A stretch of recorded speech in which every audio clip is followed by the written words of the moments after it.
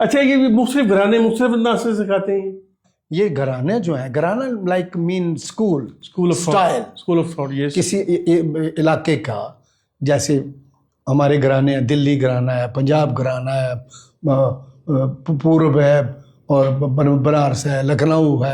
ये अच्छा, इन घरानों के बाज कैसे मुख्तलिफ है? और ये बाज इसलिए बजाने के स्टाइल को बाज कहते वो जरा बताएं कैसे। मैं पंजाब घराने का स्टाइल क्या है, 3 तल का, हैं। दिल्ली का क्या है, हाँ, वो लखनऊ का क्या है, क्या वो लहदा है बिल्कुल? थोड़ा सा बोलों का कंपोजिशन उनकी अपनी बनी हुई है। ठीक है। उन कंपोजिशन से, उनके स्टाइल से, उनके किनार के बजाने से जो अक्लमंद आदमी है, जो तबले की नॉलेज रखता है, वो फौरी तौर पे समझ लेगा कि कौन से घराने का तबला बज रहा है। समझ रहे हैं? अब ये सवाल पैदा होता है कि कौन सा घराना ज्यादा पुरकशिश है?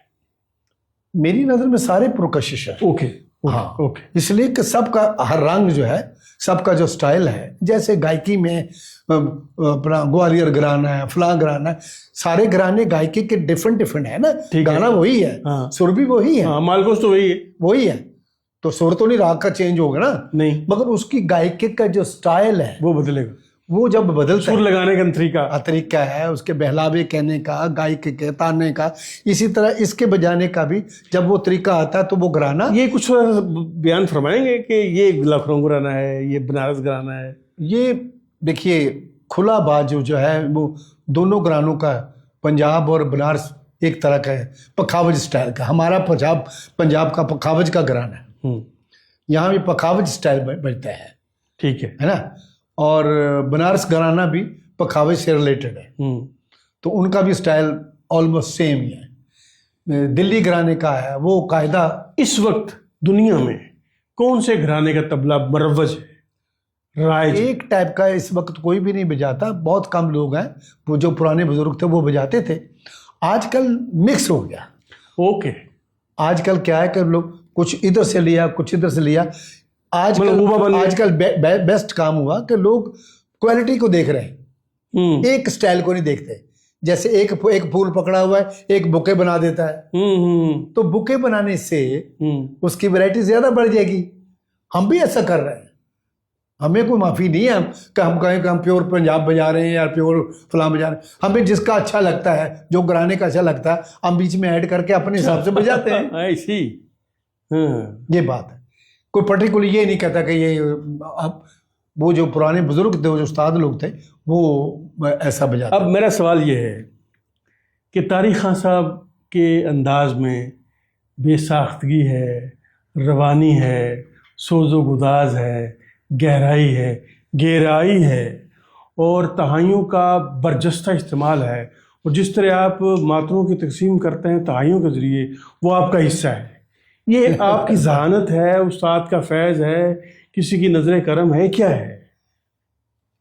सबसे पहले तो या ये मुशाहिदा है, आपका तजर्बा है? देखिए, बात ऐसी है, डिपेंड करता है कि जब आप तबला सीखते हैं तो आप किस उस्ताद को चूज करते हैं। ठीक। उसके रंग और उसके अंग को आप पसंद करते हैं, तो जैसा उस्ताद एडवांस होगा, जो उसका रास्ता होगा, उसी को फॉलो शागिर्द करेगा। ठीक है, उसी से रास्ते मिलेंगे। ऑफ कोर्स, उसके उस्ताद के बगैर रास्ता नहीं। ठीक है। एक तो ये हुआ कि आपके उस्ताद का, तो मेरे उस्ताद जी आप नक्शे कदम पे चले। जब मैं उनके नक्शे कदम पर उनसे सीखा तो उनका कायदा बजाने का तरीका और तिहाई का तरीका यूनिक और मुश्किल था। यूनिक और मुश्किल, इसलिए हमें वो आदत पड़ी। लेकिन एक सवाल ये है कि शागिर्द तो खान साहब के बहुत से हैं, शौकत खान साहब के एक दुनिया शागिर्द है, लेकिन तारी जुदा है, वो कैसे है? जुदा नहीं हूँ मैं, कभी भी उनसे जुदा नहीं हो सकता। ये उनकी दुआओं का सदका है और उनकी मेहरबानियों का सदका है, मेरे उस्ताद की, और यह मेरे मुर्शिद का सदका है, दुआ का सदका है। बात ऐसी है कि अलग कुछ भी नहीं होता, करते करते करते करते। देखिए, उस्ताद जैसा होना बहुत मुश्किल है, सेम नहीं हो सकता। उस्ताद मियाँ शौकत खान साहब तो हम हो नहीं सकते।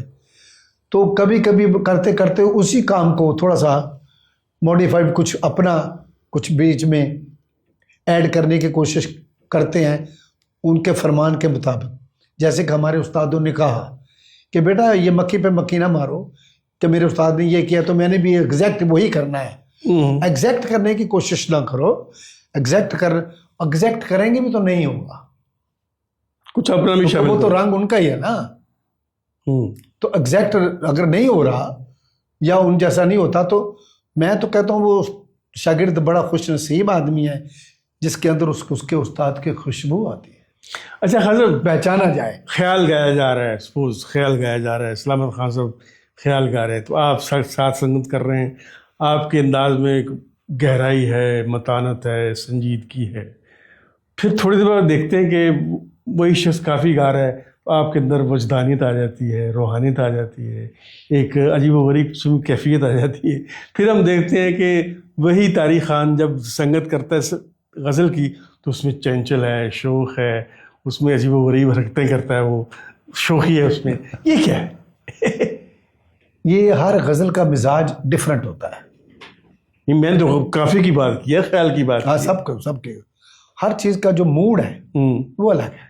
जैसे आपने फरमाया, तो काफ़ी का अंदाज डिफरेंट है गायकी में। ठीक है।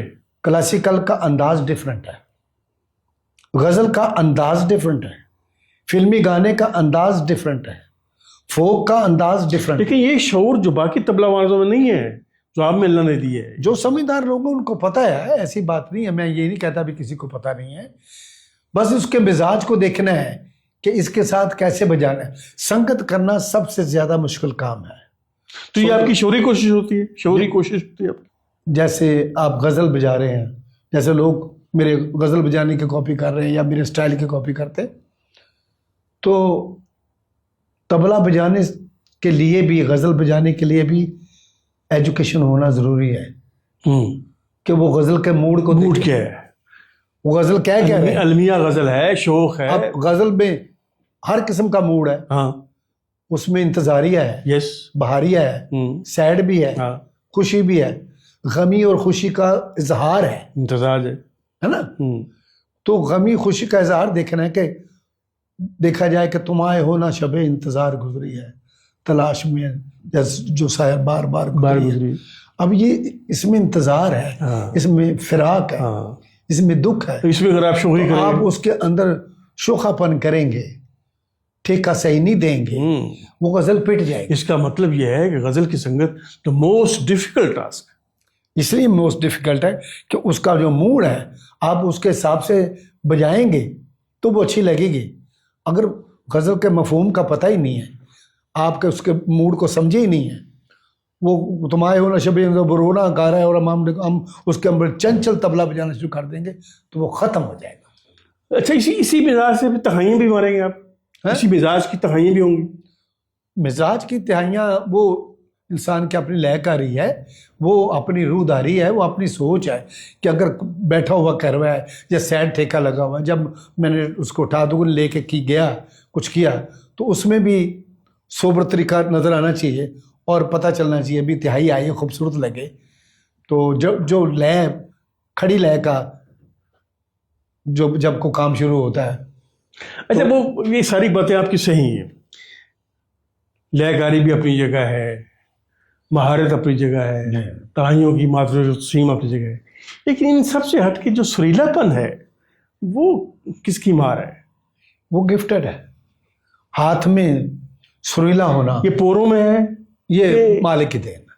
पोरों में है ये। हाँ, ये जो हाथ में जो साउंड इफेक्ट आती है, हर इंसान की अपनी अपनी, कोई भी इंस्ट्रूमेंट हो, सितार हो, सरोद हो, वायलिन हो, कोई भी है, जब दूसरा आदमी वो उस चीज़ को पकड़ेगा उसका टोन, उसका अफेक्ट चेंज हो जाएगा। तो ये जो अफेक्ट आना है ये भी बहुत ही बड़ा गिफ्ट है कि वही तबला है, वही चीज़ है, पर जब मैं बजा रहा हूँ तो कुछ और साउंड है, आप बजा रहे हैं कुछ और साउंड है, दूसरा बजा रहे हैं कुछ और, साइन अपने अपने, सिग्नेचर अपने अपने, वो बाप बेटे के नहीं मिलते।